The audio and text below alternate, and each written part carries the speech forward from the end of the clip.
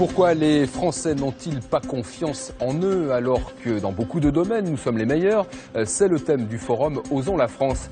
Comment sortir de cette morosité ambiante? Quels sont les vrais atouts économiques de notre pays? Ce sont les questions du Grand Soir 3 et ça tombe bien puisque le Grand Soir 3 c'est ici et c'est maintenant.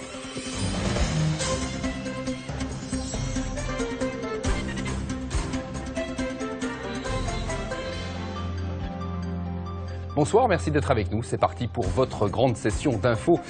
Mathieu, c'est dans le Vaucluse. Elle vient de recevoir le prix de l'innovation dans la catégorie design. C'est une réussite, vous le disiez, à la française, dans un secteur qui encore récemment était moribond. Ce reportage est signé Morgane Troadec et Noé Salem. 1001 reflets qui représentent l'excellence à la française. Dans ce petit village du Vaucluse se cache un atelier hors du commun. Des lustres d'une parfaite précision. Le dirigeant de cette entreprise, c'est lui, Régis Mathieu, un passionné. Il y a 22 ans, il reprend l'entreprise de son père au plus mal. Aujourd'hui, elle est pionnière sur le marché.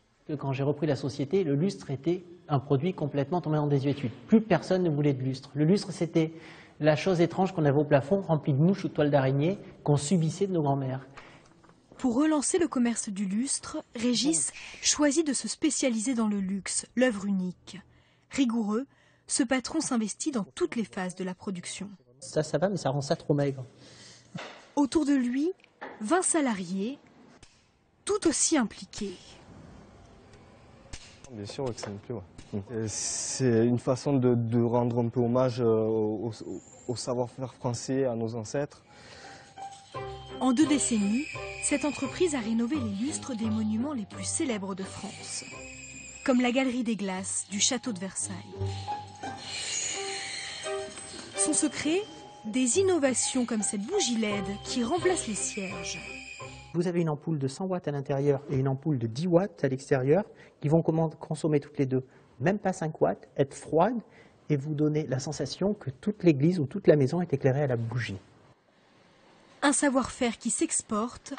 Ce lustre, par exemple, s'apprête à traverser l'Atlantique. L'année dernière, plus de 70% de sa production a été vendue à l'étranger. Aujourd'hui, le chiffre d'affaires de l'entreprise est de 5 millions d'euros, 25 fois plus qu'il y a 20 ans. Un succès made in France que ce chef d'entreprise aime associer à de grandes marques de prestige. Le plaisir, on va chanter en playback. Moi aussi.